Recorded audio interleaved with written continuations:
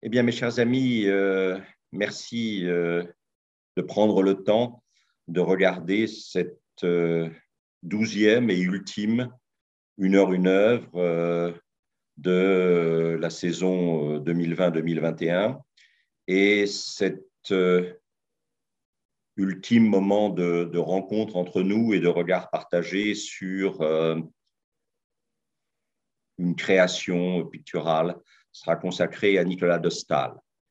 Alors, je crois qu'il vaut mieux que je vous dise tout de suite qu'on ne parle pas forcément bien des gens qui sont très importants pour vous. Et c'est vrai que je voue à Nicolas de Staël une admiration sans borne. Et Nicolas de Staël m'émeut profondément. Et c'est peut-être pas la chose la plus facile à transmettre et à partager. Donc, voilà, hein, je vous demande de m'en excuser par avance. Alors, petit détour par des lectures. Je ne saurais trop vous recommander, mais à mon avis, si vous êtes un fan de Nicolas de Staël, vous l'avez déjà lu. Mais si par hasard, vous n'aviez pas lu, on a la chance d'avoir, Laurent Grelsheimer était journaliste au Monde, et il a écrit un livre que je trouve, alors on peut peut-être ici ou là, mais c'est une magnifique, somptueuse vie de Nicolas de Staël. Le titre, Le Prince foudroyé, est un très beau titre. Ça a été publié à l'origine chez Fayard, et vous pouvez, je crois que la version Fayard est encore disponible, mais en tout cas, vous pouvez y avoir accès dans le livre de poche. Et l'équilibre entre l'intelligence de l'approche et l'émotion que visiblement Grelsheimer ressent devant Nicolas de Staël, cet équilibre est pour moi brillantissime. L'intelligence nourrit l'émotion et l'émotion se nourrit de l'intelligence. C'est à la fois très sûr au point de vue description, au point de vue narration de la vie de Nicolas de Staël, l'analyse des possibles, comment dirais-je, tourments à la fois personnels et créatifs de Staël est à la fois précise, discrète et d'une sorte d'évidence que je trouve magnifique. Et donc voilà, donc si vous voulez lire un très beau texte sur Nicolas de Staël, lisez ça. Alors, je voulais aussi, je suis plus sûr que le livre soit très disponible, mais si vous arrivez à mettre la main dessus et que vous aimiez Nicolas de Staël, n'hésitez pas à acheter chez Azan ce livre d'Alain-Madeleine Perdriat. Alain-Madeleine Perdriat est quelqu'un qui était un haut fonctionnaire du ministère de la Culture, quelqu'un d'extrêmement discret. J'ai eu l'occasion de le rencontrer lors d'émissions que je faisais dans le temps à Radio Notre-Dame avec Paul de Sinetti.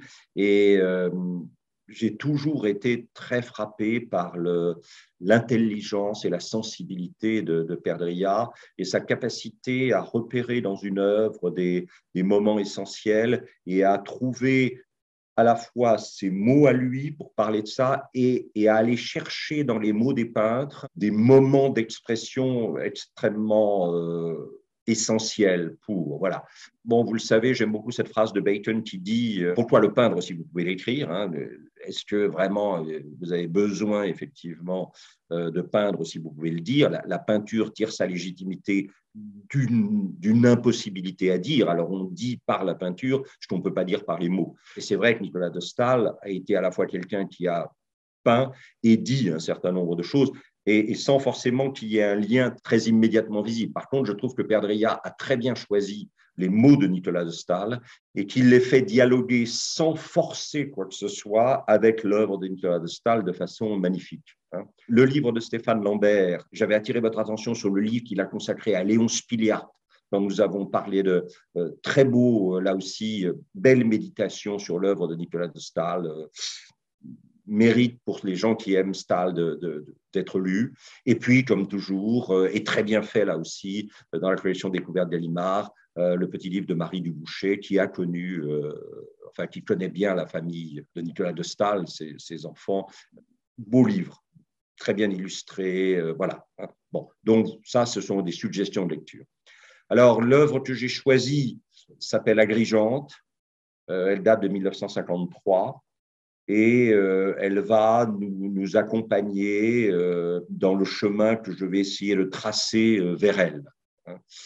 Alors, Nicolas de Staël est né le 5 janvier 1914 dans le calendrier grégorien romain. donc le 23 décembre 1913 dans le calendrier orthodoxe. Et vous le savez probablement, son père était le commandant en second de la fameuse forteresse Pierre et Paul de Saint-Pétersbourg, qui à l'époque déjà ne s'appelait plus Saint-Pétersbourg, mais s'appelait Petrograd. Et donc, son père était un officier supérieur très en vue dans l'armée tsariste qui, après une carrière militaire sans défaut, exerçait donc la responsabilité de numéro 2 de commandant de la forteresse Pierre et Paul. Et donc, Nicolas de Staël est né dans la forteresse Pierre et Paul, dont vous voyez ici le périmètre, dans une île sur la Neva, en face finalement, pratiquement en face des bâtiments de l'amirauté à Saint-Pétersbourg. Laurent Gelsamer, dans sa biographie, dit « Isolé, abandonné, ce symbole de l'autocratie cède le 13 janvier 1917 ». Bon, il ne vous a pas échappé que quand vous naissez en Russie en janvier 1914, vous êtes malheureusement, sans le savoir, destiné à être broyé par l'histoire, c'est-à-dire à la fois l'effondrement des armées russes dans la Première Guerre mondiale, qui entraînera l'effondrement, bien sûr, de la monarchie des Romanov et qui conduira à la montée en force, bien sûr, de la révolution russe, dont on ne peut pas dire que la famille de Staël était sur le bon côté des choses. C'est ici mieux qu'ailleurs, continue Gelsamer, que l'Empire russe avoue sa faillite. C'est ici qu'il meurt dans un hockey. Et je dois dire que à chaque fois qu'il m'a été donné de retourner, enfin d'aller à Saint-Pétersbourg, d'y retourner et de visiter la forteresse Pierre et Paul, outre évidemment l'intérêt des lieux, en plus avec maintenant le fait que les restes des Romanov ont été rapportés dans l'église, enfin la chapelle de la forteresse, il y a quelque chose de très émouvant, évidemment, à penser que Nicolas de Staël est né là et a fait ses premiers pas là. Nicolas de Staël n'a que 3 ans. Aussi léger qu'un souffle, il quitte ces hautes murailles éclairées par des lueurs d'incendie. Donc, invasion par la foule de Petrograd, évidemment acquise au mouvement de soulèvement populaire proto-communiste. La forteresse est envahie, les soldats sont tués, les officiers sont menacés, certains seront exécutés immédiatement. Donc éclairés par des lueurs d'incendie, avec dans le regard l'image d'une flaque écarlate. Alors j'aime beaucoup parce que vous allez le voir, Gelsamer a trouvé cette formule, la flaque écarlate, qui probablement suggère à la fois le regard d'un enfant sur le premier sang versé et le regard d'un enfant sur les flammes de l'incendie qui déchirent et qui réduisent à néant l'univers familier. Et cette flaque écarlate, mélange de feu et de sang, Gelsamer va en faire d'une certaine façon le leitmotiv presque visuel, sinon musical, mais visuel, de la carrière de Nicolas de Staël, qui mourra le 16 mars 1955. Alors, vous avez ici, si vous allez à Antibes aujourd'hui, à la recherche de Nicolas de Staël, il faut y aller, bien sûr, vous trouverez sur les remparts, au coin de la rue du Réveilly, la maison Ardouin, où Nicolas de Staël a passé les derniers mois de sa vie, où il est mort donc le 16 mars 1955. Vous le savez, Nicolas de Staël a laissé 3 lettres avant sa mort. Alors, là aussi, vous le savez, avant son suicide, puisque Nicolas de Staël s'est donné la mort le 16 mars 1955. Parmi les 3 lettres qu'il laisse, il y a une lettre qui concerne la préservation des intérêts de la fille de son premier mariage, Anne de Staël, et puis 2 lettres, les autres. L'une est adressée à son marchand, qui a été un personnage extrêmement important. Il y a eu Jeanne Bûcher et puis il y a eu Jacques Dubourg. Et Jacques Dubourg a probablement permis à Nicolas de Staël de retarder au maximum le geste de sa propre destruction. Et la lettre qu'il laisse pour Jacques Dubourg avant d'aller se suicider se termine par « Je n'ai pas la force de terminer mes tableaux Merci pour tout ce que vous avez fait pour moi, de tout cœur, Nicolas. Et vous le savez, le tableau ultime de Nicolas de Staël, qui est maintenant d'ailleurs au musée Picasso à Antibes, parce qu'il est à quelques pas de l'endroit où il a été créé. C'est l'ultime création de Nicolas de Staël et c'est absolument à la fois gigantesque et fabuleux, et qui est une méditation sur la musique, c'est-à-dire qui est une méditation sur la recherche par la musique de l'expression du sens du monde, même si l'expression du sens du monde consiste à aller de temps en temps jusque dans le voisinage du non-sens pour trouver ce sens. Vous le savez, Nicolas de Staël avait été très, très, très impressionné par les concerts du domaine musical. Il y avait pris parti de manière tonitruante pour Pierre Boulez, pour la musique de Pierre Boulez contre la musique d'Olivier Messiaen. Et le tableau, le concert, qui a été précédé, vous voyez, c'est très étonnant. Il a aussi fait ce tableau quelques semaines avant. Et là, on est dans un peu dans un intérieur bourgeois. Hein, c'est la musique de chambre au sens bourgeois et 19e des choses. Chacun des enfants de la famille joue d'un instrument et de temps en temps, je ne sais plus si vous vous souvenez de cette pièce de Elabiche, où il est dit à la jeune fille de la maison, mets-toi au piano et fais les roulades. Hein, il y a un tout petit côté à la fois prise en compte, amusée et dénonciation de cet univers bourgeois, alors que là, évidemment, on est dans tout à fait autre chose. C'est sur ce fond rouge, alors la flaque rouge, hein, elle est peut-être là. Et la flaque rouge ici n'est plus le lieu de destruction par le sang et les flammes de l'habitabilité du monde, mais cette flaque rouge, elle sert d'arrière-plan à ce dialogue entre piano et contrebasse, bon, avec au milieu les partitions noir sur blanc, et ce noir, ce jaune, hein, étant tendus l'un par rapport à l'autre, mais réconciliés par le noir sur blanc de la partition sur fond de la flaque rouge, c'est très étonnant. Alors, on a, Dieu merci, vous retrouverez les noms des photographes, on a, Dieu merci, des photographies absolument extraordinaires de Nicolas de Staël, qui n'ont pas peu contribué, à juste titre d'ailleurs, à sa légende et à son aura. C'est donc la maison, hein, et voilà la deuxième lettre, hein, donc une à son marchand, du bourg, l'une pour les intérêts de sa fille, et puis celle à Jean Borret. Alors Jean Borret, c'est une figure un peu d'intellectuel parisien qui a eu avec Staël une relation amicale, affective, très profonde, et que Staël considérait comme probablement le meilleur regardeur de ses tableaux. Cher Jean, si vous avez le temps, voulez-vous, au cas où il se ferait quelque exposition que ce soit de mes tableaux, dire ce qu'il faut faire pour qu'on les voie? C'est très beau. Enfin, je veux dire, Borret a dû être, enfin, je suppose, bouleversé par cette phrase, parce que c'est un peintre qui dit à un ami, au fond, c'est vous, c'est toi, qui saura le mieux comment faire pour qu'on voit mon œuvre. Et le but d'un peintre, c'est quand même d'être vu. Voilà. Et j'aime beaucoup aussi cette photo. Voilà. Alors, Laurent Grelzhammer raconte qu'il sort vers 22 heures de son atelier, donc le 16 mars 1955. Il ferme la porte, il gravit l'escalier qui le conduit à la terrasse de l'immeuble, et voilà la terrasse de l'immeuble avec vue sur la mer. C'est étonnant. Devant lui, la nuit jette un voile sur la mer. Le fort carré d'Antibes se distingue à peine. De loin en loin, un fanal jette sa lueur. Et voilà le fort carré d'Antibes, de nuit. Je pense que l'éclairage n'existait pas à l'époque, comme dans cette photo beaucoup plus récente. Voilà le fort carré vu de jour, cette espèce de forteresse aux étraves assez étonnantes, et la circularité centrale, puis les saillies évidemment étonnantes des étraves, et cette toile qui fait partie des toiles ultimes, hein, le fort carré d'Antibes, qui date donc de très peu de temps avant la mort de Nicolas de Staël. Très belle photo de Madame Chadourne, une photographe.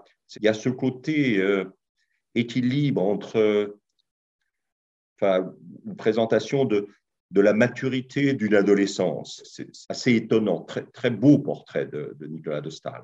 Et Grelzhammer termine et conclut, sans vertige, Staël se précipite alors dans le vide, sa carcasse d'homme s'écrase en contrebas rue du Revelli, à peine éclairée par un faible réverbère.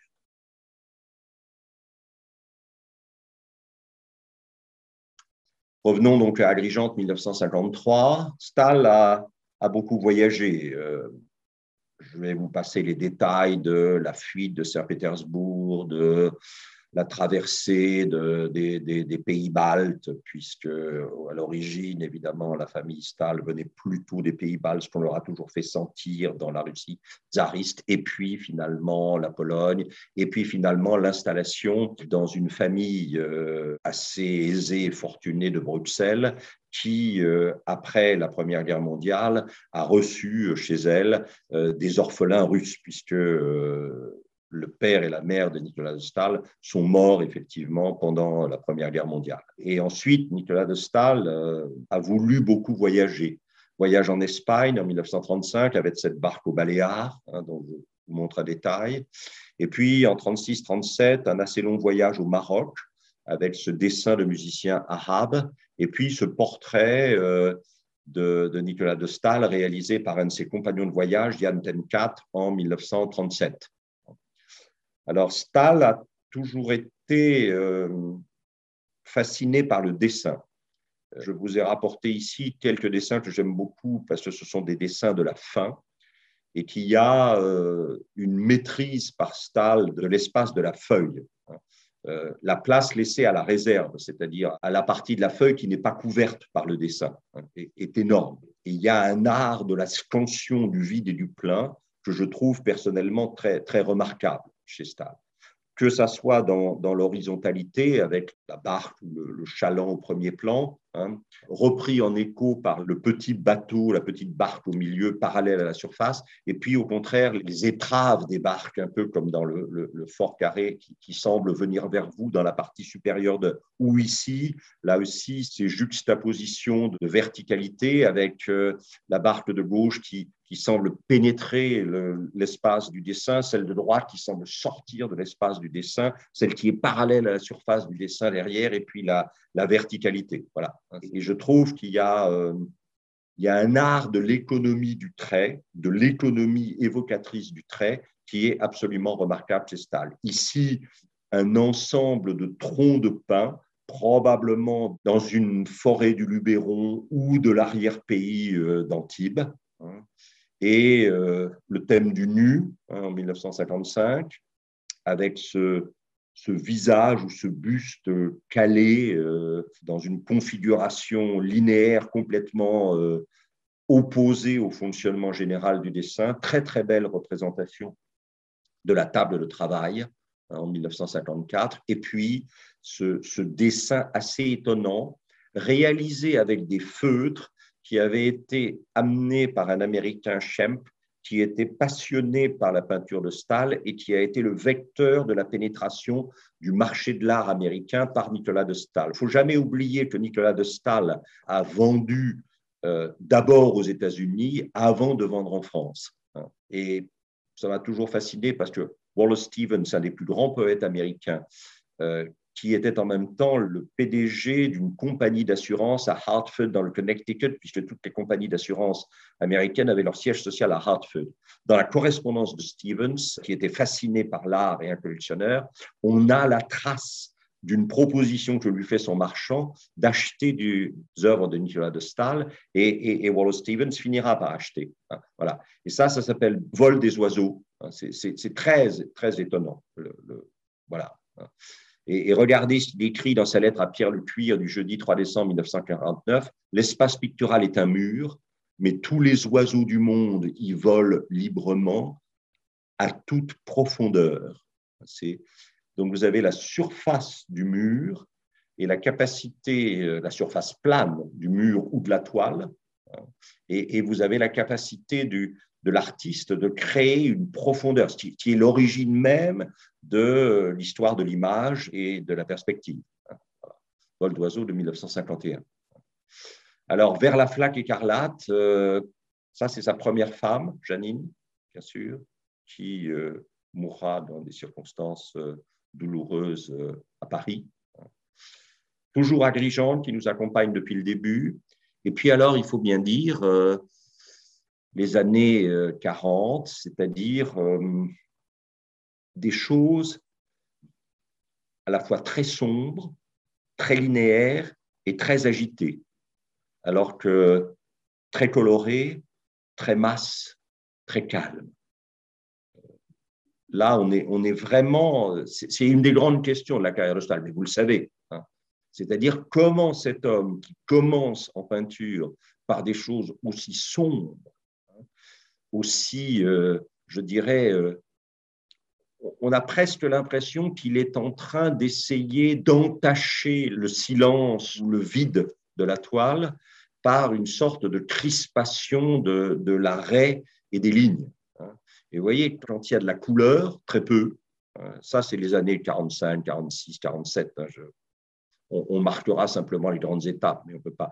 Et vous voyez que la couleur, d'abord, elle ne correspond pas vraiment aux lignes, donc on n'a pas des masses de couleurs. Et s'il y avait des masses, il n'y aurait plus besoin du cerne. Et on voit que ces masses de couleurs sont reportées à l'arrière, si je puis dire, de l'espace pictural, et que tout le devant de l'espace pictural est occupé de manière crispée et agitée par des lignes. Et vous sentez dans ces tableaux de 46-47, on sent derrière la couleur. On n'arrive pas vraiment à décider, et c'est ça probablement qui fascine, si Stahl est en train de favoriser l'émergence de la couleur, la flaque rouge, hein, ou si au contraire il essaie de la faire disparaître. C'est-à-dire si vous avez à l'arrière ce rouge et ce jaune, et évidemment, alors vous le savez, Stahl avait rencontré Charles Lapicque et il était assez tenté par la théorie de Lapicque qui disait que finalement, non, non, ce n'est pas le bleu qui était la couleur froide, c'était le rouge. Donc le rouge entraînait le regard vers le fond alors que le bleu arrêtait le regard à l'avant du tableau. Bon, vous aurez qu'à re-regarder Charles Lapicque, mais Stahl connaissait Charles Lapicque. Voilà. Et regardez ça, c'est fou. On a l'impression que derrière, il y a un tableau, puis qu'à un moment, Stahl est-ce qu'il a voulu détruire, voilà. En tout cas, il semble annihiler le déjà là du tableau par ces lignes. Alors, progressivement, évidemment, les lignes vont disparaître, mais on est encore dans quelque chose qui est, même si là, la couleur semble revenir, vous sentez bien qu'on est dans quelque chose d'extrêmement fragmenté. Alors, un certain nombre d'artistes pensent que ce côté fragmentation des zones est peut-être un héritage des tesselles, des mosaïques byzantines, orthodoxes, souvenirs évidemment de la Russie et de l'orthodoxie natale. Alors ensuite, on a quand même des nuances de couleurs dans cette composition céladon qui commencent à apparaître, puis des couleurs. Celle-ci était très, très tendre, très, très suave d'une certaine façon, plus forte, plus violente, plus dense, plus tonitruante, avec toujours, quand même, jusque vers les années 49, 50, des moments, ce tableau s'appelle La vie dure, et on voit bien que, alors est-ce que c'est la vie réelle, est-ce que c'est la vie du peintre, l'effort du peintre, mais vous sentez bien qu'on est absolument pas encore dans les masses qui sont caractéristiques de Stahl, et on n'est pas encore dans ces masses colorées dont la combinaison arrête le regard et le fixe dans la contemplation. Ici, le regard n'arrête pas de courir dans les crispations nerveuses, finalement, de la toile.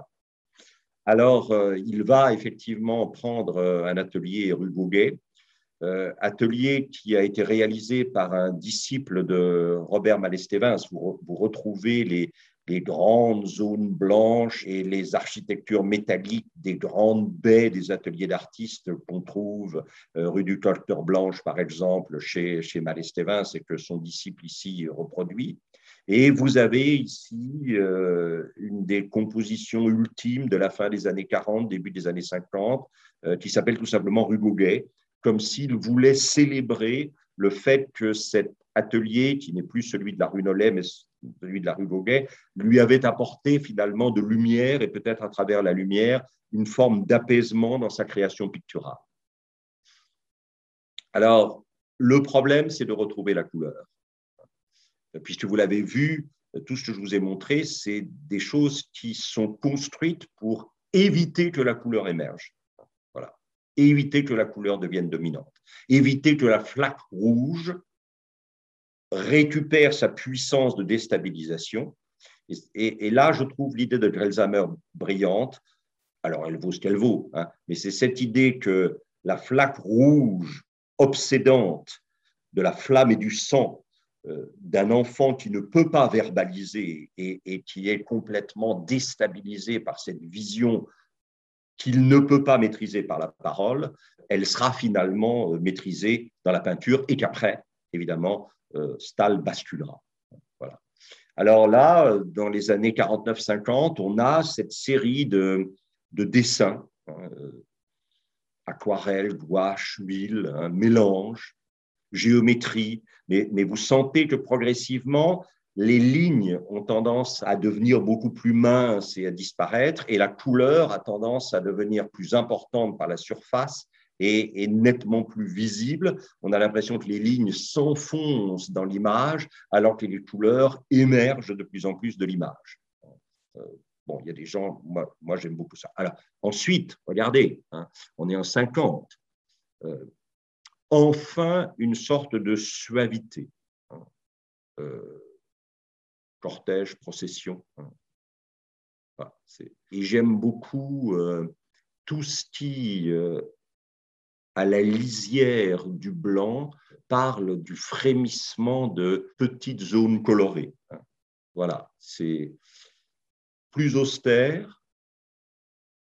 Et là, la phrase de Grelsheimer est très importante. Depuis 1948, Stahl a desserré l'emprise d'un jeu de formes, droite, courbe, cône, étouffante. D'entrelacs inextricables, souvenez-vous de ces lignes qui n'arrêtaient pas de revenir les unes sur les autres pour nous empêcher de voir la couleur, d'entrelacs inextricables devenus totalitaires, d'abord timides, des aplats géométriques et généreux font leur apparition, aussi puissants que des coulées de lave, et la couleur, cette couleur claire jusqu'à présent écartée, refoulée, se concentre brusquement et coule somptueusement sur la toile. J'aurais aimé pouvoir écrire ça. Vous voyez, je trouve que là, Grelsheimer, c'est quelqu'un qui a admirablement regardé Stahl et qui sait mettre en mots ce que nous ressentons. Et voilà, vous savez, Roland Barthes disait toujours, quand ça tient, quand c'est ce qu'il faut que ce soit, c'est pas la peine d'en parler beaucoup. La seule chose, disait-il, que moi j'arrive à dire, c'est ça, c'est bien ça. C'est ça, c'est bien ça. Et je trouve que quand on lit cette phrase de Grelsheimer et qu'on repense à ce que nous avons vu, puis au bascule progressif dans l'apparition des formes élémentaires, hein, ce qu'il appelle ici des aplats géométriques et généreux, hein, l'apparition de ces formes élémentaires, et puis enfin la couleur, hein, qui vient habiter ces aplats géométriques et qui ne nous est plus dissimulé par ces entrelacs inextricables et étouffants. Hein, voilà. Et ça, c'est, voilà, je ne sais pas ce que ça représente, peu importe. Mais voilà. Ça, dont on entend encore les entrechocs, la manière dont les formes s'entrechoquent, mais il n'y a plus ce côté étouffant, emprisonnant, encore une fois, de ces lignes, hein, avec par moments des surgissements étonnants. Là, vous avez les aplats géométriques qui sont en train de se mettre en place, sans que pour autant la couleur y coule vraiment déjà. Là, c'est déjà beaucoup plus, voilà, parlant, hein, mais ça reste encore un tout petit élément de mosaïque, hein, de tesselles imbriquées les unes dans les autres. On sent bien là, alors Stahl avait une passion, je ne peux pas tout rapporter, mais Stahl avait une passion pour les pavés et pour la manière, un peu à la façon dont Caillebotte, dans Le Jour de pluie à Clichy, qui est à l'Art Institute aujourd'hui, la manière dont les pavés vont changer de couleur en fonction de la densité de l'eau et dans la manière dont le soleil, la lumière jouent sur cette eau de pluie ou de caniveau, etc. Et puis une fascination pour les toits, qui lui venait peut-être de la période parisienne de Van Gogh. Je n'ai pas rapporté ici le tableau sur les toits du Centre Pompidou, mais vous le connaissez forcément. Le parc de Sceaux, quand même, l'idée de l'entrée dans un monde un peu magique. Et puis ça, alors ça c'est vraiment là où on est au plus près de ce qui va faire la part ultime. Là, on doit être en 52 à peu près. Hein, voilà. Et toujours ces photos magnifiques hein, de Stahl avec ses très grands, très élégants, bon, pas dire racés, mais presque, hein, et avec ces tableaux retournés. Hein. Alors, bon, ceux d'entre vous qui s'intéressent à Nicolas de Stahl, vous savez bien sûr qu'on ne peut pas faire l'économie d'un passage parce que la critique appelle souvent le match de football le plus célèbre de l'histoire de l'art. Hein, on est le 26 mars 1952. Va se jouer effectivement au Parc des Princes la défaite du 11 de l'équipe de football française devant l'équipe de Suède. Et vous avez ici un journal, probablement l'Équipe, qui raconte le drame de l'équipe de France battue par la Suède alors que tout le monde donnait l'équipe de France gagnante. Hein. Alors, il faut peut-être se souvenir de cette équipe de Cardiff par Robert Delaunay, hein, où vous avez vraiment des figures de la modernité. Hein. Astra, c'est-à-dire, bon, voilà, construction. Bon. Vous avez la signature de Delaunay, là, en bas. Hein. La Tour Eiffel, le biplan, la grande roue, et puis l'élan des joueurs de rugby. Hein. Voilà. Ce mouvement chez Delaunay est assez, il faut bien le dire, moi j'aime beaucoup. Hein. Ça fait partie avec des toiles comme l'hommage à Blériot, qui sont une sorte de chant hein, de la modernité. La Tour Eiffel a un côté très apollinaire, zone. Hein, voilà. Et voilà l'équipe de France. Hein. Et ça va donner ça, qui est assez étonnant.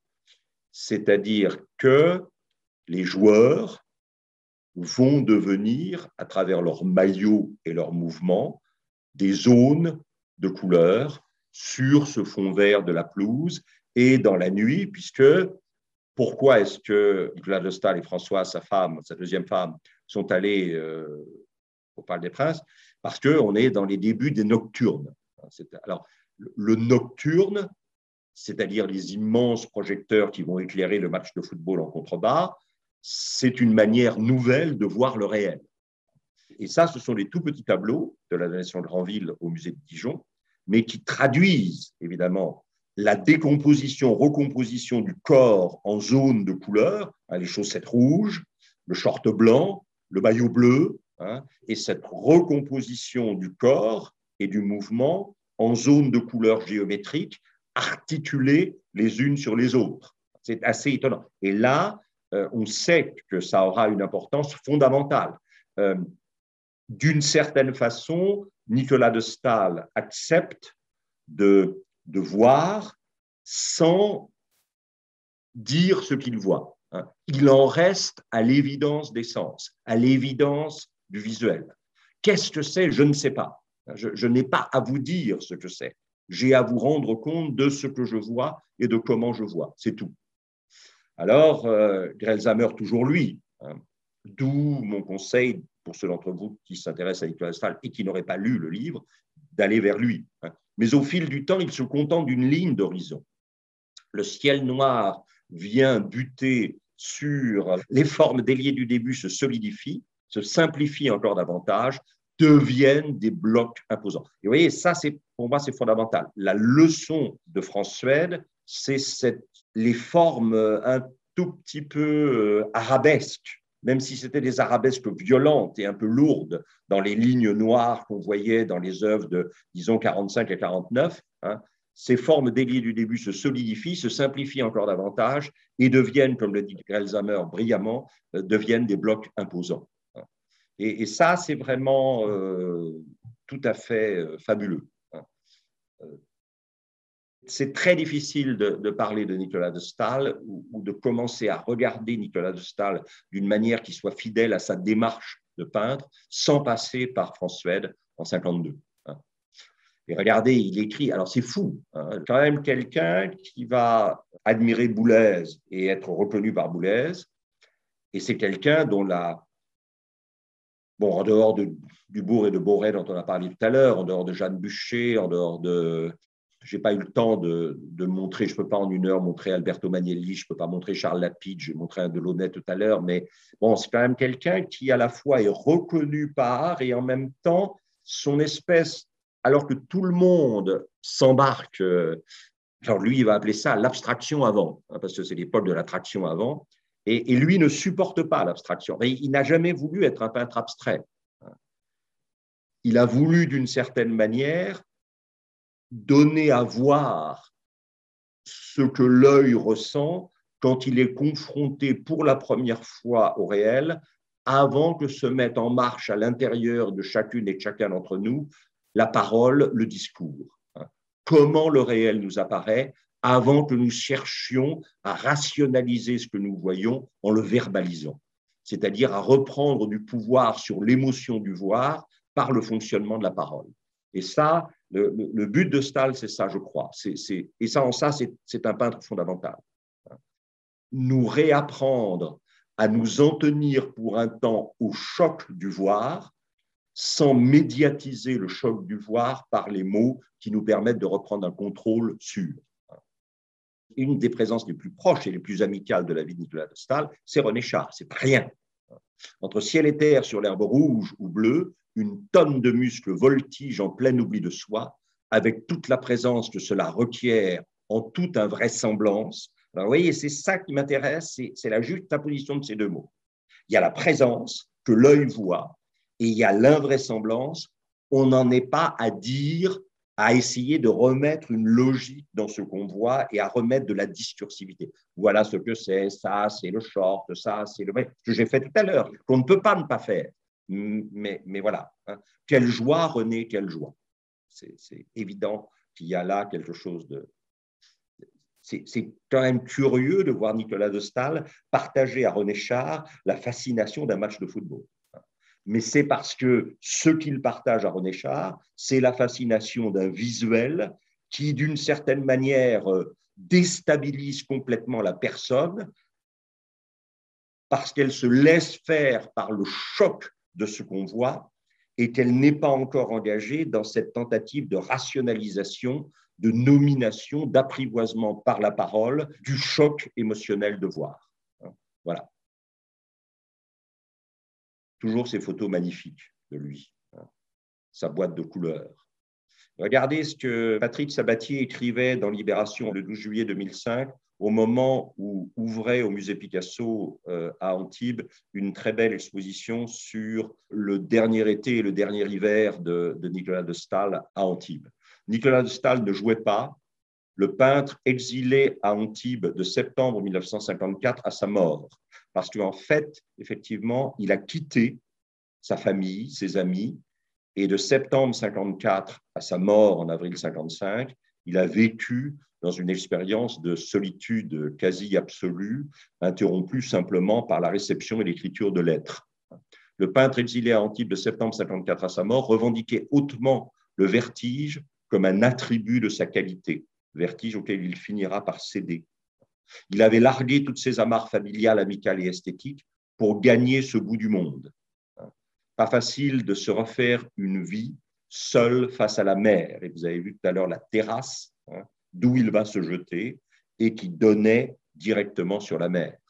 Seul face à la mer, comme il dit dans l'une de ses lettres. Il avait trouvé dans cette Méditerranée d'automne aux transparences grises, bleues, vertes, noires ou violettes, le golfe d'ombre dont lui parlait Rimbaud, et espérait en voir surgir la lumière, la flaque rouge. La flaque rouge, transformée d'une figure de destruction et en une figure de création. Il y voguait seul, debout dans son atelier en forme de proue d'un grand vaisseau de pierre, guettant l'accident du tableau rêvé. Et vous voyez, vous avez la terrasse d'où il s'est jeté, et cette proue, sa maison, la maison ultime où il a habité, comme proue d'un bateau. Vous retrouvez le fort carré d'Antibes derrière.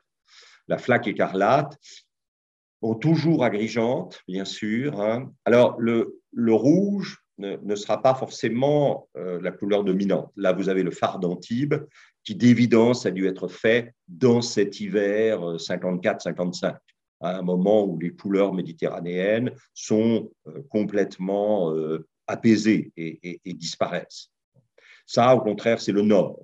C'est le résultat du dernier voyage qu'il fera dans le Nord, vers Dunkerque, avec évidemment, très curieux de penser, alors ce n'est pas Port-en-Bessin, mais les ultimes canaux à Gravelines, à Port-en-Bessin, de Seurat, de manière complètement différente. Stahl reprend cette sorte d'autre lumière, celle du Nord. Lumière du Nord, lumière du Sud. L'exposition que le musée du Havre avait consacrée à Stahl il y a quelques années, avant que l'hôtel de Caumont à Aix fasse une extraordinaire exposition sur Stahl en Provence, mais l'exposition du Havre était magnifique. Et elle s'appelait Lumière du Nord, lumière du Sud, pour montrer effectivement la façon dont la luminosité opposée du Nord et du Sud a informé l'œuvre de Stahl à son sommet. Paysage du Luberon.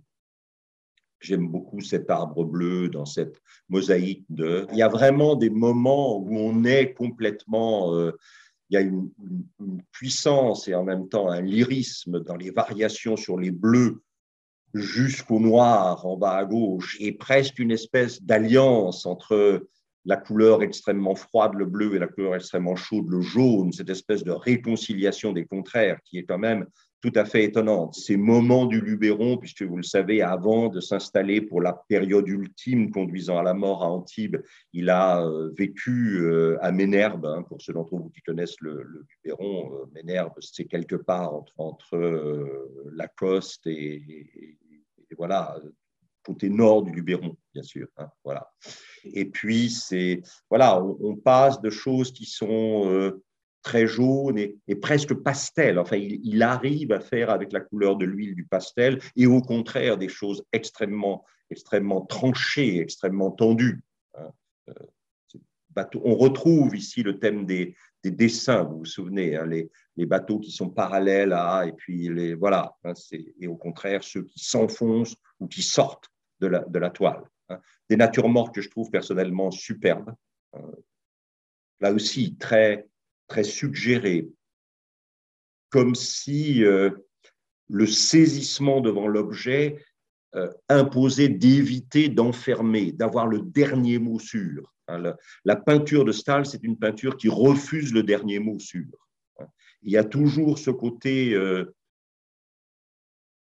pas complètement cerné, un peu inachevé, qui traduit la puissance brute de l'émotion, du premier contact avec. Très belle nature morte que j'aime beaucoup, très belle nature morte aussi. Vous vous souvenez de la table qu'on avait vue tout à l'heure où étaient posés les instruments de peinture. Là, il s'agit probablement d'un meuble à 3 ou 4 tiroirs sur lesquels sont posés des instruments de peinture. Ça aussi, c'est assez étonnant, je trouve. La juxtaposition de ces formes élémentaires. Ça, c'est superbe. Je trouve ça. Cette capacité à prendre le risque comme sujet du tableau oui, ce que Yankelevitch appelait le je ne sais quoi et le presque rien. Pour moi, c'est fou. Et alors, c'est pas du tout un je ne sais quoi et un presque rien dans une sorte de fragilité, mais c'est un je ne sais quoi et un presque rien dans une espèce de massivité et de puissance, de présence étonnante. Et au fond, Stahl nous dit le moindre objet, alors tout objet devient intéressant pourvu qu'on sache le regarder longtemps, disait Flaubert, mais le moindre objet peut devenir le socle d'ancrage de votre regard dans le réel. Si vous regardez, je ne sais pas ce que c'est à droite, est-ce que c'est une prune, est-ce que c'est Dieu sait quoi, et ce bol blanc, si vous les regardez, il vous ancre dans le réel. Le réel devient indiscutable. Encore une fois, pour reprendre la formule de Barthes, c'est bien ça. Très beau bouquet de fleurs, magnifique, les arbres bleus, mais c'est peut-être aussi parce que j'aime beaucoup le bleu. Voilà. Et ça, superbe. Là, on est dans la flaque rouge. D'ailleurs, Grelzamer vous dit, mais ne peut-on aussi, sous l'empilement des couches, deviner l'écho lointain de ce temps de fureur, où un attelage arracha le petit Stahl à la forteresse Pirépole, un soir de révolution? Ne peut-on retrouver enfouie au plus profond cette flaque écarlate fixée par sa rétine?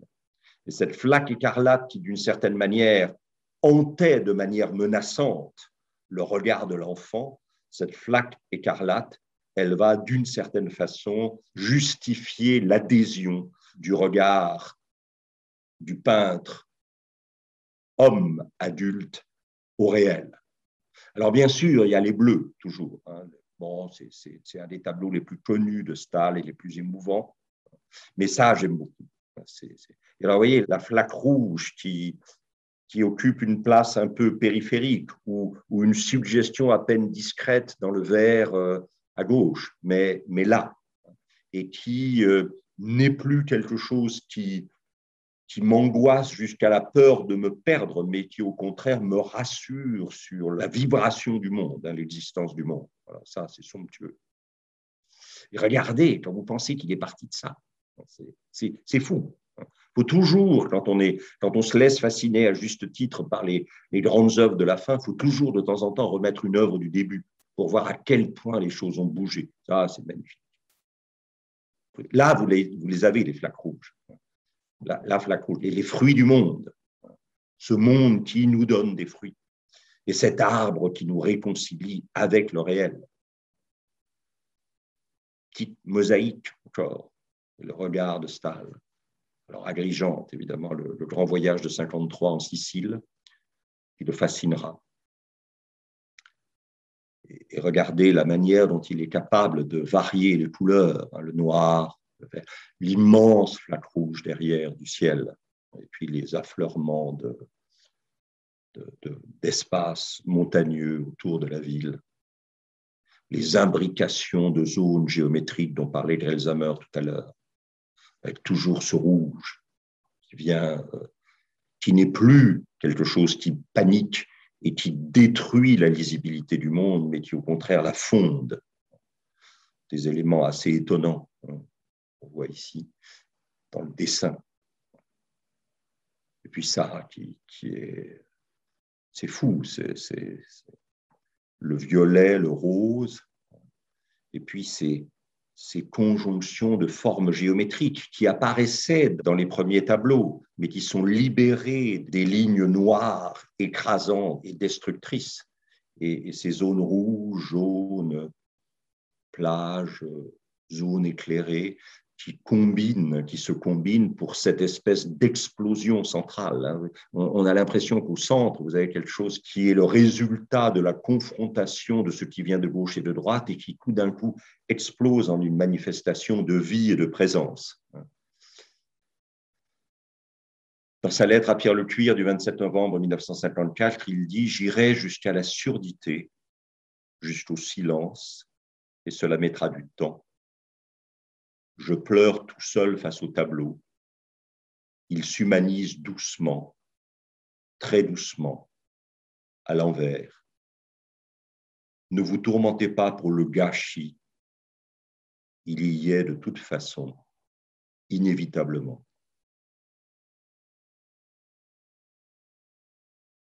Ce moment de construction de la plage, du sable, des rochers, l'eau de la Méditerranée, le bleu du ciel. Encore une fois, je pense que ce qui est important chez Stahl, c'est d'essayer de rendre compte dans la toile de quelque chose qui est à la fois extrêmement rapide, et donc la toile donne une permanence à ce qui est extrêmement rapide, c'est-à-dire le moment où, d'une certaine façon, nous ouvrons les yeux sur le monde, qui peut être tout instant. Et Stahl nous dit, ce qui compte, c'est ce moment où, ouvrant les yeux pour la première fois sur un certain fragment de réel, vous êtes fasciné par la couleur et par les formes avant même de mettre cela en mots. Et c'est cette présence fondatrice, stabilisante, inquestionnable de la couleur et de la forme qui fonde l'habitabilité du réel, qui est en deçà des mots et qui est probablement ce qui compte le plus dans nos existences. Voilà. Écoutez, j'ai été ravi de pouvoir, grâce à l'initiative du conseils de l'association. Et puis, grâce à l'aide extrêmement précieuse et à la compétence technique de Catherine, de Sybille et d'Alexandre, de pouvoir réaliser pour vous ces 12, une heure, une œuvre, en espérant qu'elles vous auront apporté quelque chose et qu'elles vous inciteront à poursuivre plus loin votre regard et votre relation de familiarité, d'échange, d'affection, d'émotion avec les images et la peinture. Voilà, merci beaucoup.